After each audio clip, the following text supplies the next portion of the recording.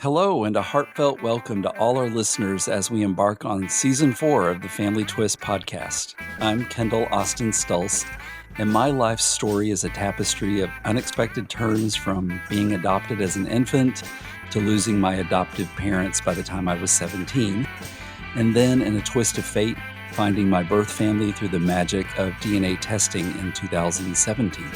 And I'm Corey Stulse, Kendall's partner on this life adventure.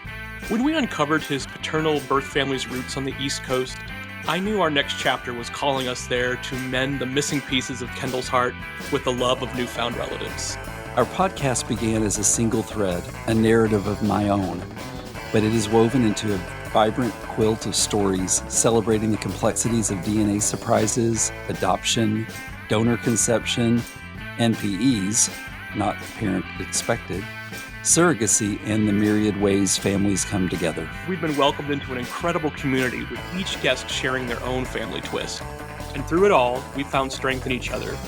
Thank you for letting us share our passion and these remarkable stories with you. The bonds we've formed with you, our listeners, and the stories you've shared have only deepened our commitment to this journey. Family Twist isn't just a podcast, it's a celebration of the unexpected ties that bind us all. Thank you for joining us on this fantastic ride. We're so happy to have Melanie Blanc join us today. Melanie describes themselves as a disabled, donor-conceived, genderqueer artist, entrepreneur, and entertainer. They certainly live up to that brief bio during our conversation. Melanie discovered they were donor-conceived around age 8, and they have a full sister from the same donor. The revelation didn't change their life immediately, but Melanie did a 23andMe test about a decade later. That began the growth of Melanie's pod of half-siblings, most of whom are on the West Coast.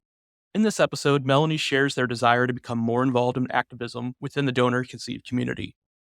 It's a small but growing group of donor babies, donor parents, and adoptive parents.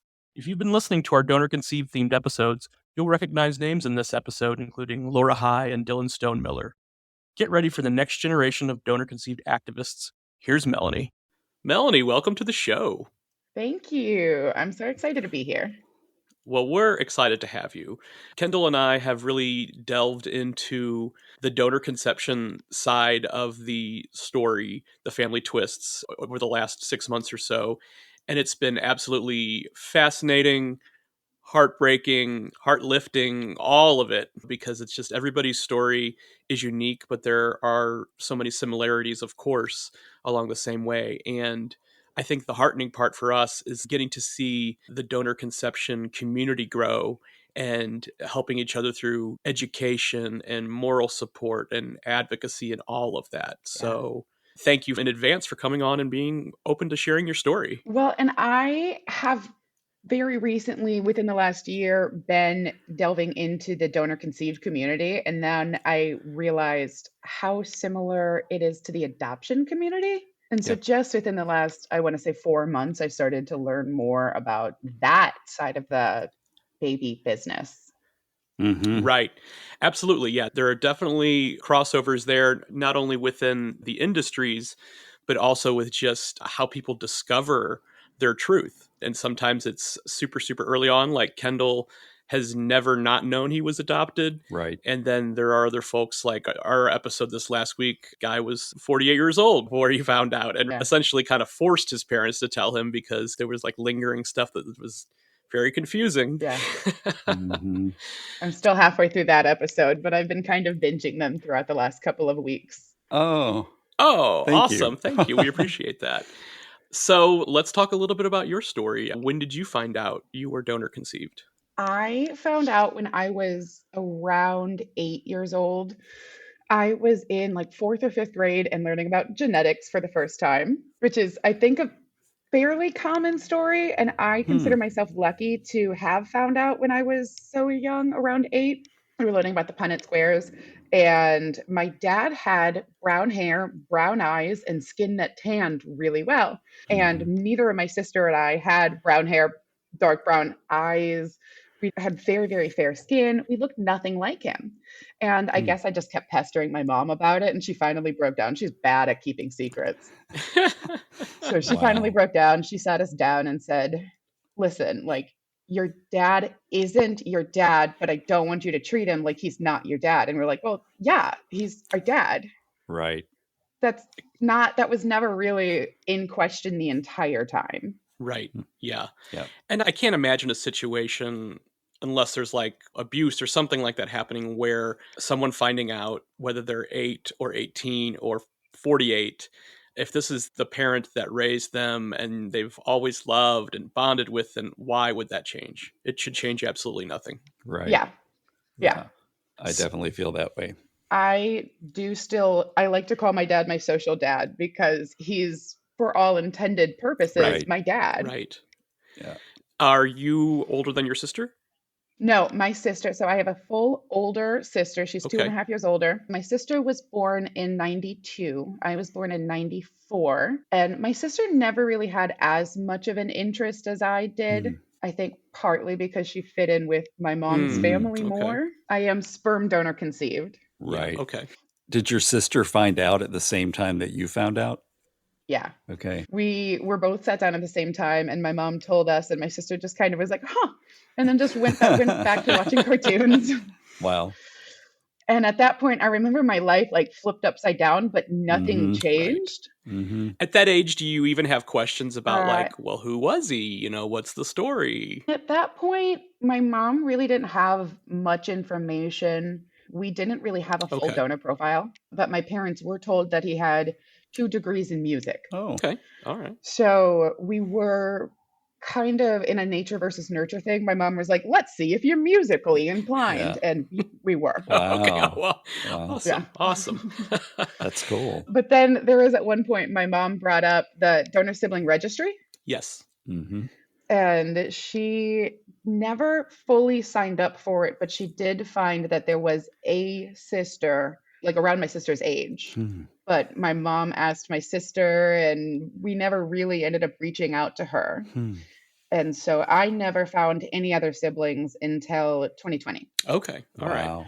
So 2020, that's when you did a test? I took the test. I took 23andMe first in 2018. Okay. Mm-hmm. And I think my sister took it the following year. And then we just kind of waited. In January of 2020, we had a half brother show up. But then 2020 happened, and neither of us really followed through. We didn't really know how to proceed. Right. Yeah. It was a weird couple of years for all of us. Everything was topsy-turvy. Yeah. And weirdly enough, finding a long lost half brother wasn't even on the top 10 weird things that happened that year. Okay, So- right. Yeah. Exactly. Have you connected with him now?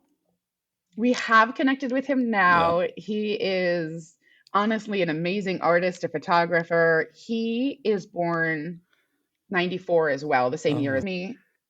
And he also has an older half brother. From the same donor? No, he also has an older full brother. Okay. He's my half brother. Got it. Okay. Right. So it is kind of cool to find other siblings. It is really, really cool to find other siblings that have the same kind of experiences, because they were told around 18. Okay. How far are you geographically from your half siblings? Or do you know? Well, okay. So out of the last couple of years, I have found 16 of us so far. And most of them live on the West Coast. Mm-hmm. That is where our donor donated. Okay. LA area. And so there's 6 or 7 that still live in California. There's one in Portland. There's one in British Columbia, Canada. Cool. There's 2 right now in New York State. So I did go see them for Thanksgiving. I'm in Ohio. Right. So it was a 9-hour drive to go out to Albany to see one of my sisters. Very cool. Awesome. Wow. How much do you know about the donor? So that is something that when I was told 20 some years ago, I have always wondered who this guy is. We found out that he had a musical background, and I really didn't know much else. And then in December of last year, just over a year ago, I had 2 half sisters show up on 23andMe, and one of them said, hey, there's 3 more on Ancestry, and I found our biological father. Do you want to know who he is? Wow. Oh boy. Wow. So within one night, there was 5 more, and I saw a picture of my biological father. Wow. Man. Wow. Is he a famous musician? It's one of those things where as a kid, I let my mind run and you just kind of like, you think these things, like, I wonder who he is. Yeah. And ended up, he was a middle school librarian. Oh, okay. Hey, cool. awesome. Yeah. He has not reached out to any of our attempts to contact him. Okay. I have had to talk myself and one of my sisters out of just showing up at his doorstep. Don't talk to Kendall because he'll talk you into going. Yeah, I know. And I haven't done that with my birth mother Yet. either, but you know, I have this recurring dream that it happens. Yeah, but anyway, Yeah. it's, you know, it is what it is at this moment, but I hear you. It's hard not to just do it. It's something that I started therapy again this summer, and it's been helpful just to teach myself to give him some compassion, give him some grace. Mm-hmm. Sure, absolutely. Yep. It is curious though that he's on Ancestry because obviously he knows. He's not. He's not. Oh, okay. So my sister who contacted me, who was on Ancestry, had used DNA Angels. Mm-hmm. Okay, all right. So she was able to narrow it down to a very high percentage that it is this person. Mm-hmm. And then I saw a high school picture of him, and it is my face. Wow. Okay. Wow. All right. Yeah. So I have very little doubt at this point. Sure, absolutely. Yeah. Right. Yes, it's been a while since we've talked to DNA Angel, but we're going to do some more of those interviews this season because the stories are just unbelievable. My sister who used them, she said they typically add a couple hundred people to the ancestry tree to build it out. And they added over 500 people and they tracked it down. And turns out one of our ancestors is related to one of the people who works with DNA Angels. Really? Oh, that's really cool. Like, it's one of the employees there, one of the volunteers there, her husband is like our second cousin or something. Oh, wow. Bizarre. It is a small world after all, you know. No kidding. Yeah. Can we talk a little bit about the nature side of things? You mentioned that you and your sister are both musically inclined. Can you talk a little about that? So I played the French horn for over 10 years. Wow. Awesome. Very cool. My sister and I both attended an arts middle school, high school. She was more of like a choral theater, musical theater Yes. major. And I was a band person through and through. Awesome. And it was one of those things where I'm not sure if I think my sister and I would have ended up in music, even if my parents hadn't have known that genetically we were inclined. But it is still fascinating because out of the 16 of us, majority of us have musical abilities. That's amazing. Yeah, that's awesome. Are any of your siblings sort of exploring that as like career options? One of my brothers was a professional opera singer for several years. Wow. Very cool. Wow. Man. Amazing. And then I do have a half sister who is in a band and a comedy sketch group. Oh, very cool. Very cool. Super, super creative people. Awesome. Yeah. I mean, we love to use our platform to talk about the importance of the arts, especially with children and people going through school, because even if you don't end up pursuing that career-wise, it just prepares you for so much as a human and prepares you so much for finding success in whatever you decide to do. Yeah. And I'll step off my little soapbox now, but I'm always talking about the arts because I think it's so important. And Kendall and I were both encouraged to be performers and whatever we wanted to do. And obviously we don't do that professionally now, although I think it's certainly helped us with the podcast. Oh, yeah, for sure. I feel sorry for people that have performance anxiety and things like that, you know? I can't relate. My adoptive parents said that they wish I had a shy bone in my body because I was the outgoing, annoying toddler. Did you pick up traits? Because that's something that with my social dad, I do think I got some of his sense of humor. Did you pick up similar traits from your like adoptive parents? For sure. For sure. I mean, I relate.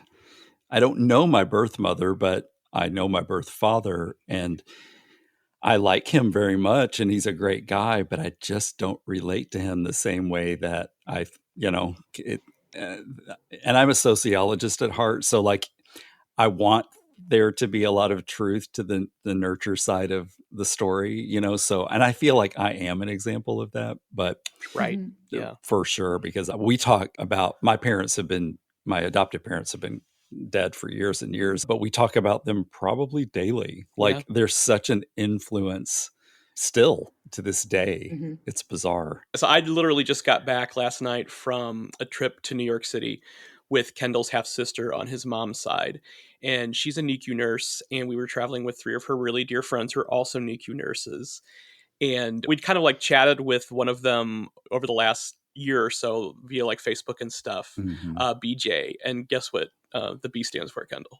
Betty? Yes. Oh, and now, my mother's name was Betty Jean, so I'm wondering now what the Aw. J is in BJ. It might be. I don't think it's Jean. I think it's something because we were playing the guessing game. Oh, And I don't remember, but I definitely, Huh. So yeah. Interesting. I know, it's just, My again, adopted small mom. world. Yeah. Okay. Yeah. What is the age range of your pod? So our pod, the oldest is born in April of 91 and the youngest is May of 95. Oh, okay. All right. So it's pretty So close. yeah. But we're And I not, but do Kendall and I could have been the donor. But we're not. Oh. We're not. We're of the age we could have been. Did you live in Los Angeles? Did you go to USC? No, neither of us did. I may have said too. Well, so one of the things that I think is interesting with my story is we have two separate donor numbers Hmm. in my pod. Okay. Hmm. And I mean, I don't mind sharing my donor number. I won't share my half sister's number. But my parents went through the University of Southern California for an andrology lab. Mm-hmm. And so I have donor number 76, Hmm. which really is telling how new the industry is. It was like a page and a half of like 50 donor numbers. Oh, Hmm. wow. And Interesting. my parents had like their height, their eye color, basic information. Hmm. But my parents weren't given medical records as far as my mom knew. And so I have donor number 76. But one of my sisters has a different donor number from California Cryobank. Right. Okay. And she is the same age as my full sister. Hmm. The Wow. oldest was born in Detroit Hmm. so far. And so right now we're kind of trying to track down how many banks were donated to, if it's just the two or if there's more.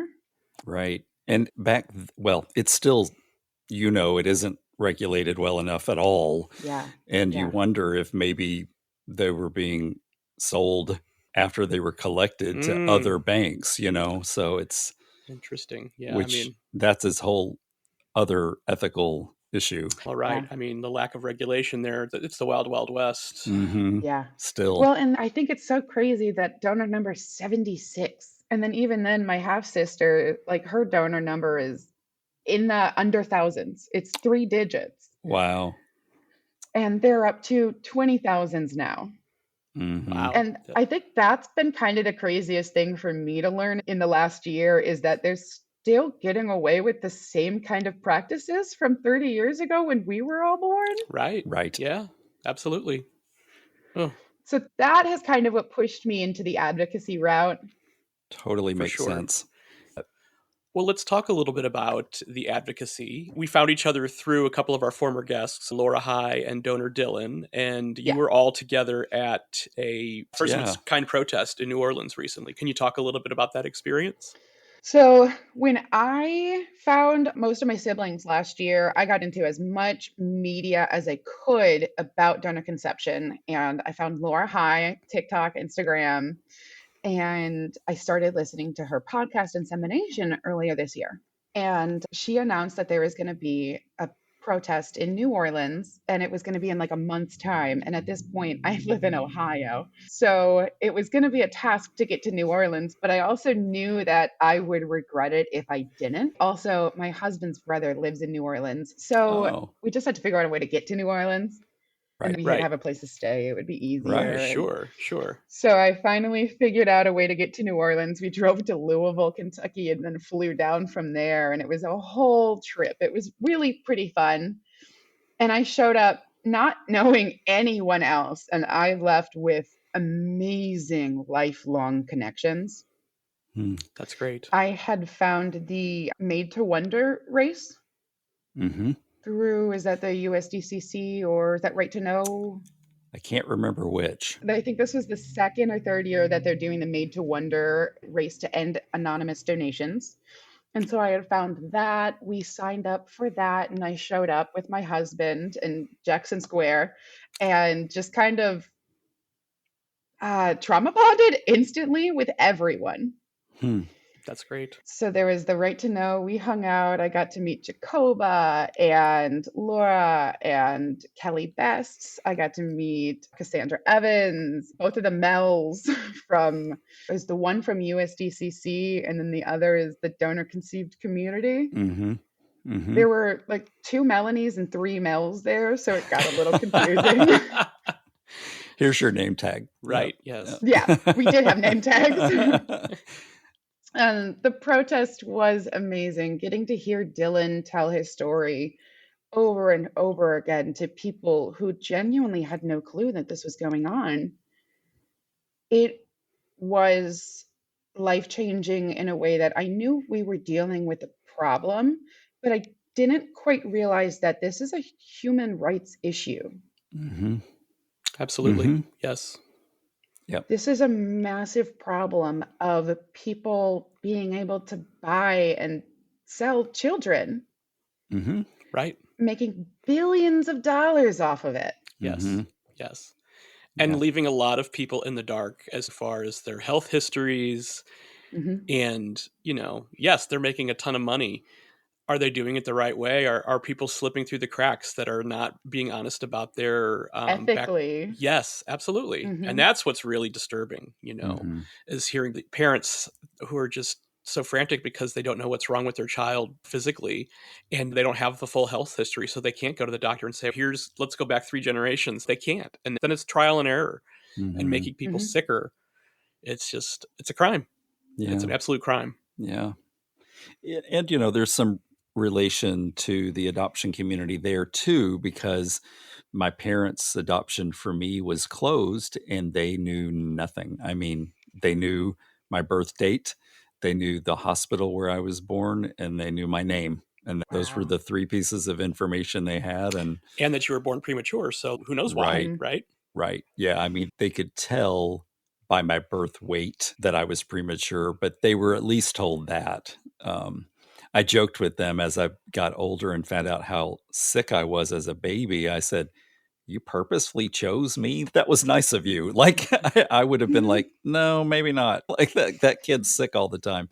But my mother said, it was just one of those things. Like she said, I actually didn't feel like I had a choice. Like you were my kid. I personally have had a lot of health issues. And as of this point, I am not sure they are related to the donor. I have Mm-hmm. found some of them are from my mom's side, Mm-hmm. Okay. but we do know the ADHD comes from the donor. Mm. So far, about 70% of us turn out to be ADHD. Wow. Okay. Wow. Wow. Probably not something that he mentioned when he started donating. Or probably not something he knew. Yeah, Yeah. it's true. I mean, Right. it was a completely different era Yeah, than where right. even if people recognized it about themselves, that there was such a stigma associated with it where you wouldn't even talk about it. So, Yeah. yeah. Do you think you had a late diagnosis based on that? Yes. Okay. Mm. Yes. Well, and part of it is my mother is neurodivergent of her own. So I called my mom one day a couple years ago and I said, I think I'm ADHD. And she said, no, everyone's like that. Yeah. Yeah. Yeah. I'm like, well, Yeah. What do your parents think about you getting involved with your pod and now getting involved with advocacy? So I could have said earlier, I guess, my social dad passed away in February of 2020. Oh, okay. So it was something we never really talked about. So my social dad, he had Klinefelter syndrome. Hmm. So my dad was born XXY chromosome and knew that he was infertile. And my parents got married knowing that they wouldn't have kids. Mm-hmm. They were married for 10 years and then I think decided to give it a try. And out of 3 attempts, they ended up with the 2 of us. Hmm. So they were really lucky that my mom didn't herself experience fertility issues. Right. This was the first donor that they chose. And my dad was our dad for all intents and purposes, Of but course. I still wasn't super close with him. Mhm. And I think he would have been very interested in it. And my mom thinks it's really fun. My mom thinks my nieces and nephews are also her grandkids. Oh, that's sweet. Yeah. It's sweet, but Yeah. it's also, I'm like, well, No, not really related. Right. not really related, but Yeah. it's a good sentiment. Yeah. Absolutely, for sure. Yeah. Yeah. I mean, if it were the So- opposite, We can relate to that. Tonight, we're going to my biological father's ex-wife, the mother of 2 of my half siblings, my local half siblings. We go to her family's holiday party. So we're going, Ooh. yeah, and it's fun. They're a huge family. And so my siblings, cousins are all there, and they've been so welcoming to Corey and me, and the aunties and uncles are great. It's a lot of fun, and it makes me think these are people I could have grown up around, Right. and I Right. just Yeah. found them 6 years ago. And I don't have a lot of that aside from Yeah. Corey's fabulous family. Yeah. That has, for me, been the best part of this entire experience is gaining family that I'm so connected to, even though we are still kind of strangers Mm-hmm. in a way. It's family that I don't know their childhood stories and I don't know even their favorite colors. Right. But I still feel so connected to them and I love them so deeply already. And I mean, just in the last year, between my husband and then now my nieces and nephews, I have 6 nieces and nephews to buy presents for. And this is like literally the first year Right. That's Right. that awesome. I'm buying presents for nieces Yeah. and nephews. My Aw. family has expanded 12 times No the kidding. Yeah. size. Yeah. Uh, That's beautiful. Yeah. Wow. How many of your half siblings are getting into the advocacy side of things, and your sister that you grew up with? So out of the 16 of us, there's 12 of us in a group chat. Okay. oh, cool. There's still 4 that haven't really wanted to get in contact. Mm-hmm. And out of the 12, I would say there's like 8 of us that are fairly active in the chat. Okay. Wow. I somehow have kind of become the matriarch of the pod. Mm-hmm. Didn't mean for that to happen, but I will accept the role happily. Yep. What does that entail? What are your duties as the matriarch of the pod? I made the spreadsheet. Okay. Yeah. I guess somehow I'm in charge of planning the vacation next year. Okay. Got it. Not fully in charge, but I'm kind of the person that everyone reaches out to when they have questions on anyone else, or I seem to be the most in it. Yeah. Yeah. Accessible. Yeah. Yeah. Open. I'm also self-employed and don't have kids, so I have a lot more free time than the rest Okay. of them. Well, there you go. I There you get go. it. I have 6 half siblings and I'm the only one without children. So I get it. We don't have that demand Right. on our Yes. lives. Yes. That's so cool though. Where are you talking about vacationing next year with the pod? So we were talking about going back to, we were going to California. We were talking about maybe San Diego. Oh, It's so beautiful. yeah. It says it's beautiful. Yeah. It's so So nice. somewhere West Coast, especially since there's so many of us that aren't near the West Coast. Right. It seems easier there because half of us are already over there. Yeah. Mhm. Sure. Right. So it is a lot harder for the couple of us, especially the two in New York State that have kids, to get out to California. Oh, Right. Yeah. Yeah. Yeah. But I think something warm. We've been kind of looking at Airbnbs, hotels, trying to figure out what the best option is. Yeah. Right. Well, 12 of you could go en masse to knock on your biological father's door. See? Right. There you go. Yeah. Guess what, So he Dad? lives in Las Vegas, Oh, okay. Close and it enough. is Yeah. pretty cheap to fly to Las Vegas It True. sure is. Yeah. True. Yeah. from almost anywhere. True. Yeah. I know. Yeah. It would. Yes, it would be very tempting. There's more to this story. Right. Of course. Of course. Yeah. I am still holding out hope. So the thing about my biological father is he has said nothing. He hasn't said, don't reach back out.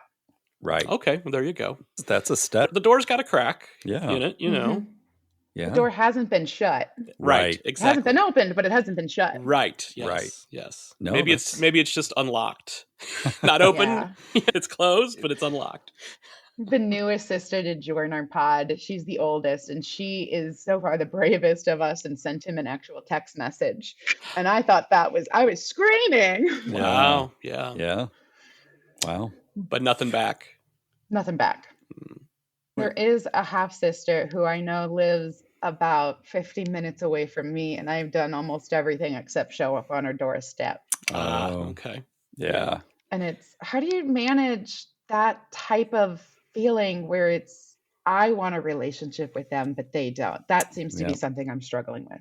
Yep. For sure. Yeah. I mean, you're definitely not alone in that. I feel the same way about my mother's other son. I have a half brother on my mother's side, and he will sometimes respond to me via text, that sort of thing, but it's short. You know what I mean? Like there's no connection whatsoever.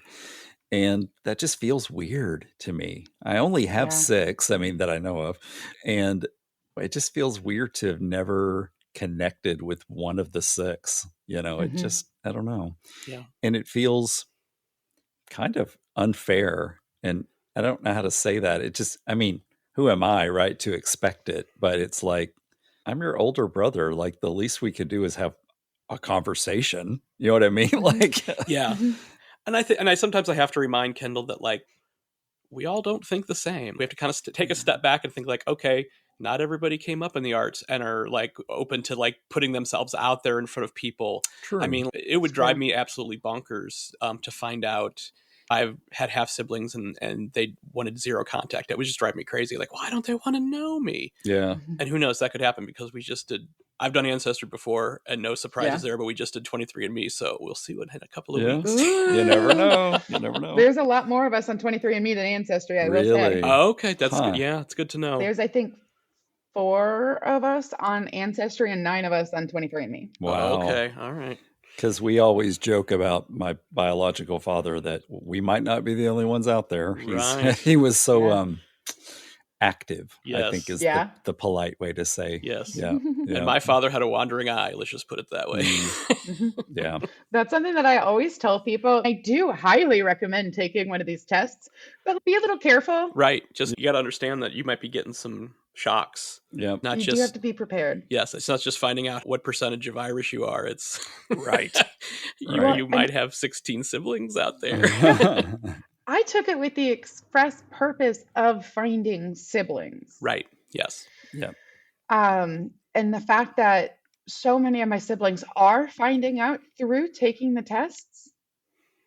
So I did mess up contact with one of them. I do have a half sister that shares my name. Her name is Melanie.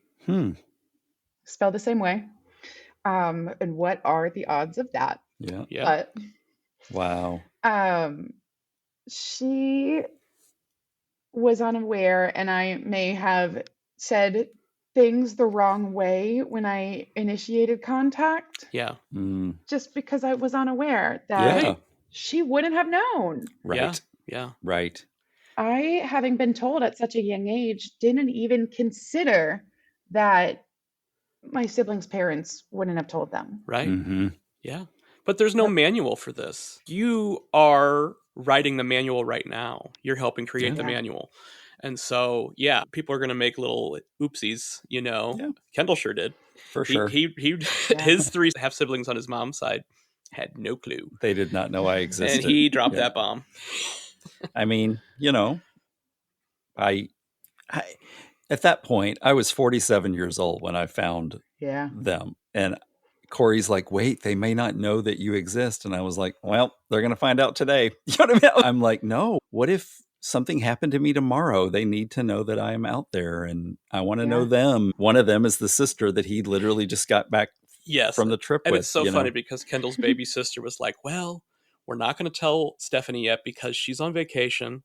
Just so happened to be on vacation in Boston, you know, which we live in New Hampshire. So like we were Yeah. right there. Yeah. But Kendall's youngest was like, she's a little bit, she might not, you know, she might take this the wrong way, or she's very sensitive. It's like, oh my gosh, she embraced it fully, you know, just, Very I mean, quickly. like, and Kendall and Stephanie could not be closer. Yeah. You know? Yeah. She's great. Every time I meet a new sibling, I want to say it gets easier each time, but it doesn't because it's so unique. Yeah. But it's also so familiar. But yeah, you've got the biology there. The genetic mirroring. Right. Yeah. Yep. It is bizarre. There's a photo, I think, on our website of me with my uncle, Sean, my biological father's brother. Wow. I mean, there's no denying that I look more like Uncle Sean than I look like my dad, but it is bizarre. Do you guys do comparisons like that? Oh, yeah.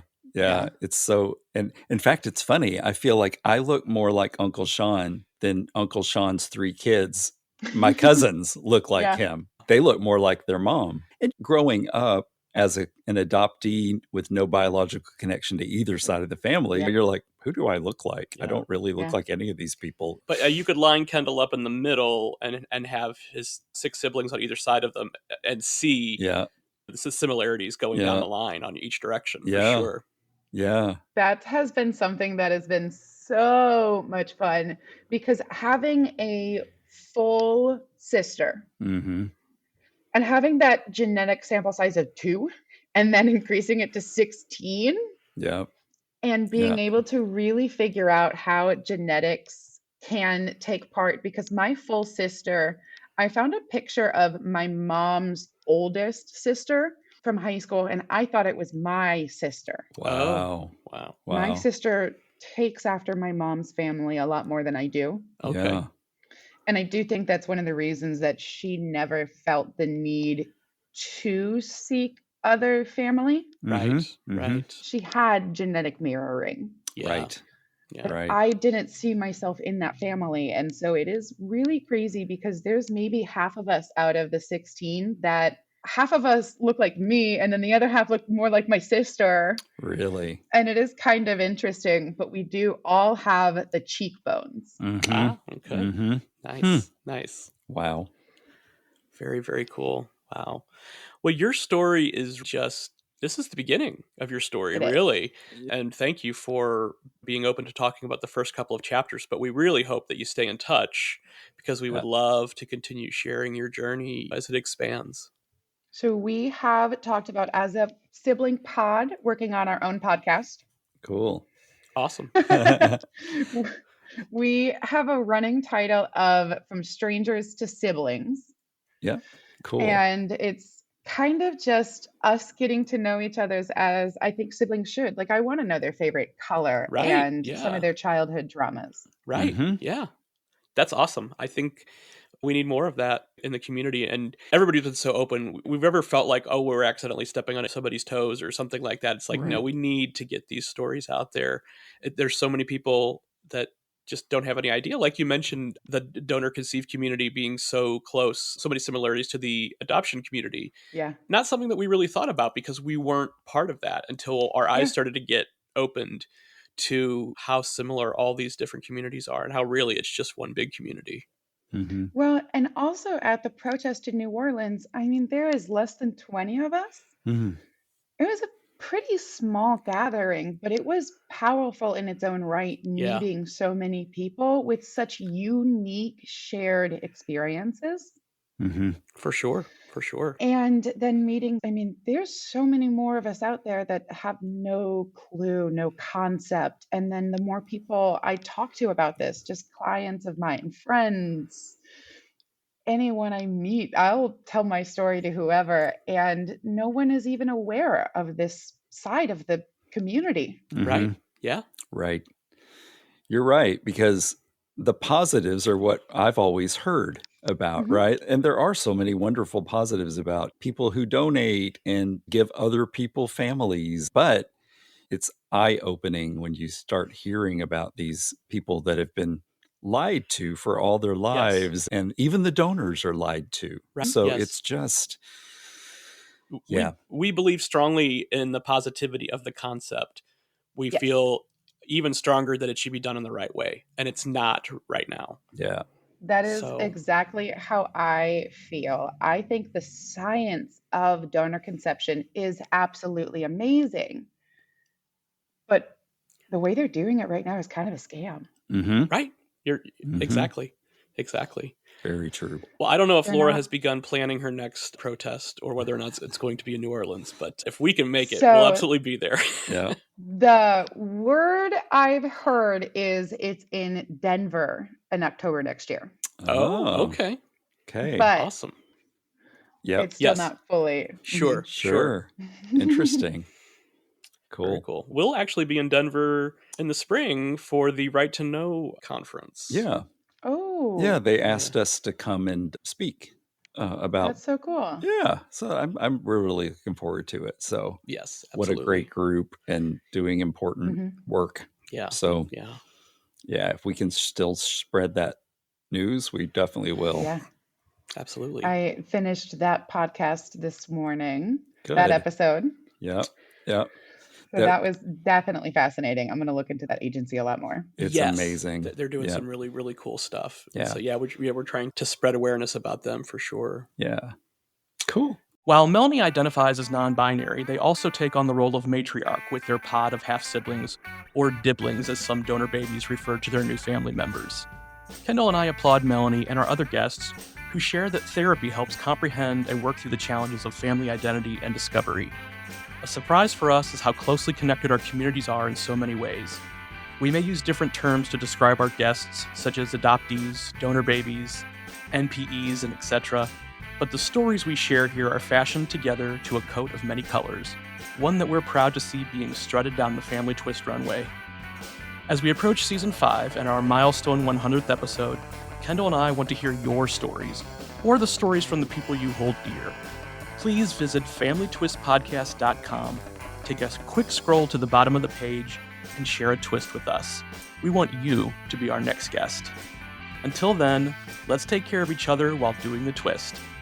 Okay, we're still testing out the catchphrases. The Family Twist podcast features original music by Cosmic Afterthoughts and is presented by Savoir Faire Marketing Communications.